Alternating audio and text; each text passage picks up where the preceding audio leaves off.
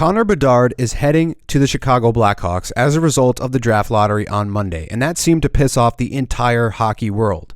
But instead of complaining on Twitter about how unfair life is, let's instead look at where you should draft Connor Bedard in fantasy next season.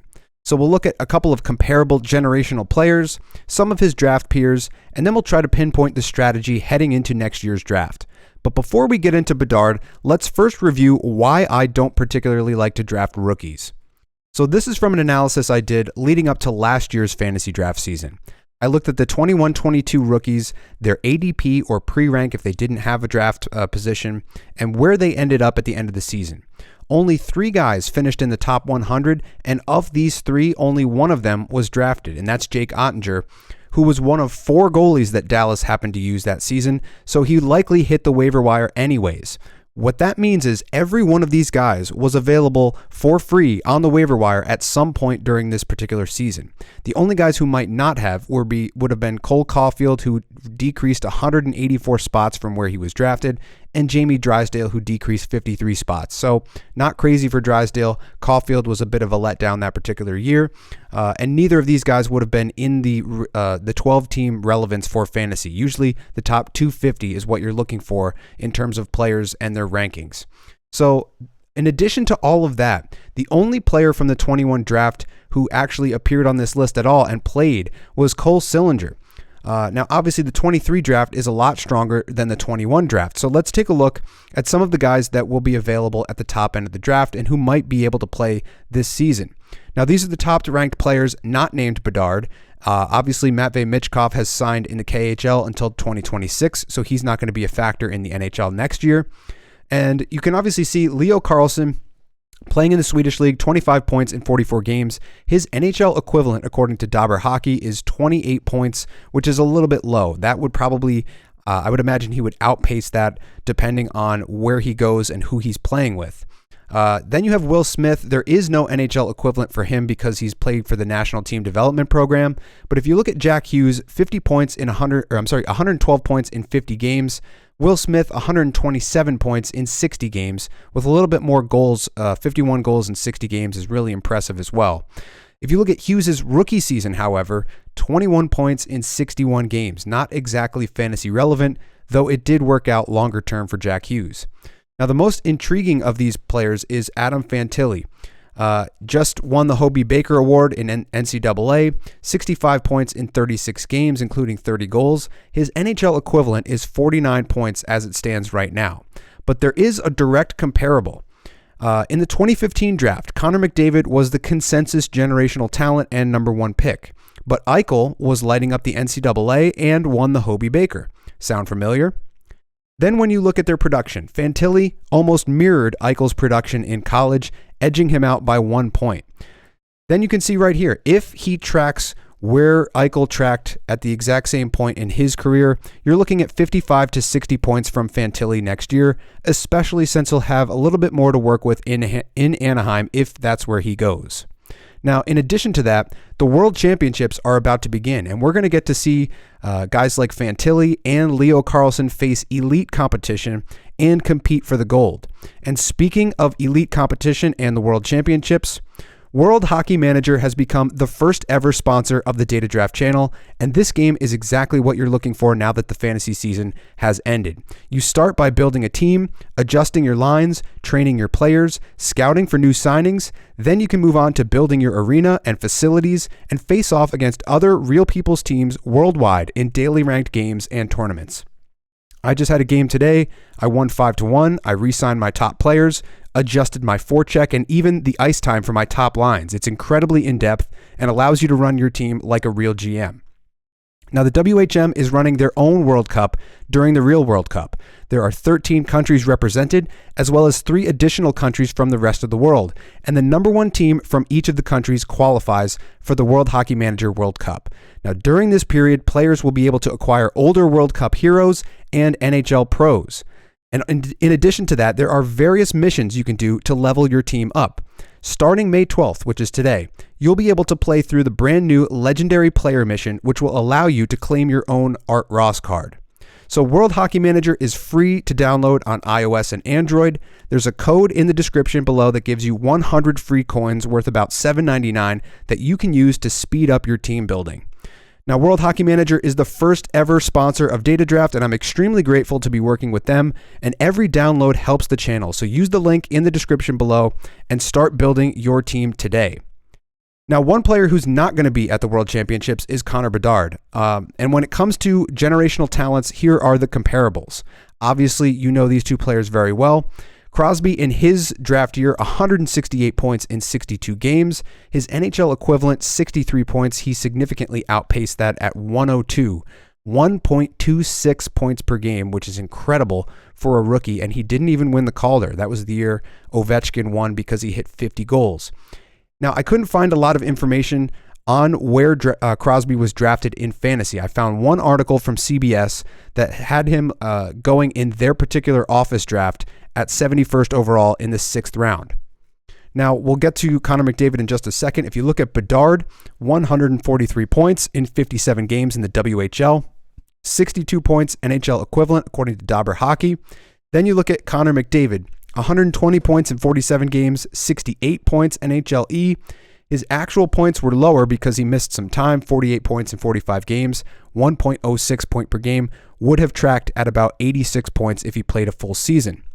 He was drafted in the 5th round, 50th overall, on another CBS article that I found. I also found some information listing him as a 38 to 50 range in terms of where he was drafted. Various sources have differed on this a little bit. He went in the high 30s, low 40s in my particular draft as well.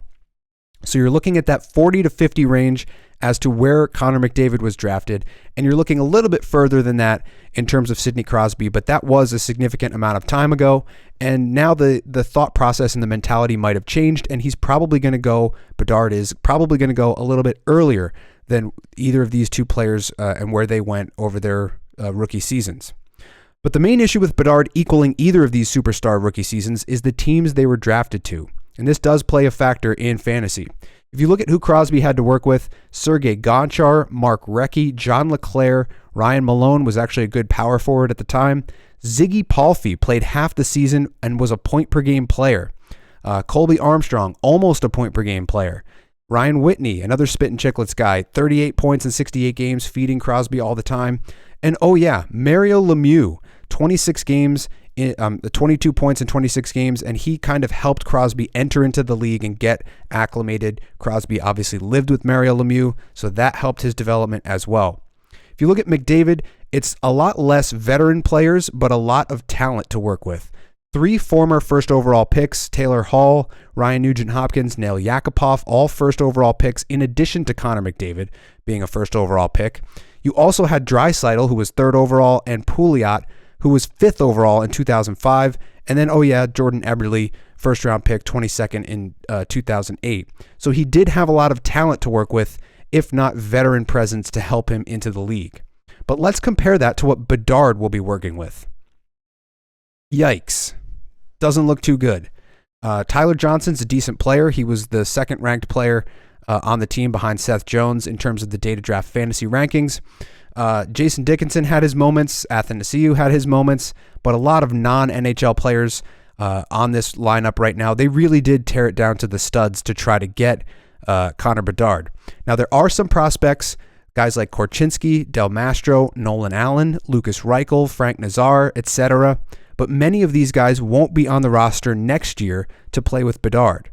Now, if I were Kyle Davidson, I would potentially look at the free agent market to find some veterans to play with him to take the burden off of Connor Bedard. You don't want an 18-year-old having to carry the entire franchise on his back with absolutely nothing to work with. So with that said, Patrick Kane could come back in theory, albeit at a discount, and with hip surgery this summer, who knows how that will pan out. They could also try to bring back DeBrincat. If they had both of those guys playing with Bedard, that would increase his fantasy value significantly. But I don't understand why they traded DeBrincat in the first place, and that bridge may be burnt. So when it comes to the fantasy aspect of Connor Bedard, the point is this. In a redraft league, you're not going to want to target Bedard before around the 40 to 50 range in the draft because he will likely be around a point per game player, but there is significant risk to his file due to his team exposure and the transition to the NHL. Now, if he's anything like Crosby or McDavid, he may put up a point per game or better, but this past season, 38 players averaged at or above a point per game, and another 5 to 7 were within a point or two of a point per game average, and that isn't including goalies or some other elite defensemen that will likely get drafted in the top 40 to 50. So 40 to 50 is the earliest that I would look at targeting Connor Bedard in a redraft league. But what about dynasty leagues? Because he's obviously going to be a much higher pick in a dynasty or keeper league. To be honest, there's almost no data that I could find on Crosby or McDavid ADP for redraft leagues, let alone dynasty leagues. So this is admittedly not my area of expertise. So let's take a look at what Reddit had to say in the top left. They're potentially projecting, these are the top comments on this thread. First round, obviously a ton of hype, record-breaking performance at the World Juniors. There's no chance he isn't the first guy taken in his keeper league. And that kind of tracks with what we're seeing in terms of some of these guys were obviously top picks if there were keeper leagues when Sidney Crosby was coming into the league. But you look at down here, this is Spencer from our Discord group. He's saying that a startup dynasty league, he's top 5 to 10 because there's probably going to be guys that will outpace him over the next 5 years. Guys like McDavid, Draisaitl, maybe Kucherov. Some of these guys are probably going to outpace him over the next 5 to 7 years, but he would probably be a 10 to 30 pick if you're doing a 5 to 7 year keeper league. It just depends on the criteria of your league, how the formatting works. Are you allowed to keep, 5 players, 3 players? Do you lose that draft pick? Like how are the settings orchestrated in your specific league? That will determine where he's going to get drafted, but undoubtedly he's probably a first or second round pick in almost every keeper league draft. Now, with that said, the 5 to 7 year window, this is what McDavid and Crosby put up in their first 5 seasons in the NHL. 469 points for Connor McDavid. He did miss some time in his first year, obviously only 45 games, so that might have brought down his total a little bit. Crosby missed a little bit of time here in 2007, 2008, but he put up 506 points in his first 5 seasons. So if you're just tracking with these two players, you're looking at 450 to 500 points in his first 5 seasons for Connor Bedard. Are there going to be players that outpace that over the next 5 years? Yes, I would imagine McDavid himself will outpace 450 points in the next 5 years. Obviously, he's putting up a ridiculous amount of points this past season, arguably on track with some of the best seasons that we've ever had at around 1.9 points per game.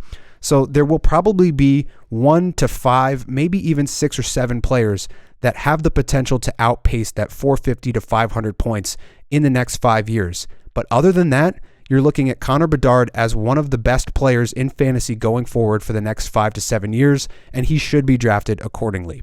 But let me know what you think in the comments below. If you're in a dynasty league, where is he going to go in your league? Where are you looking to target him?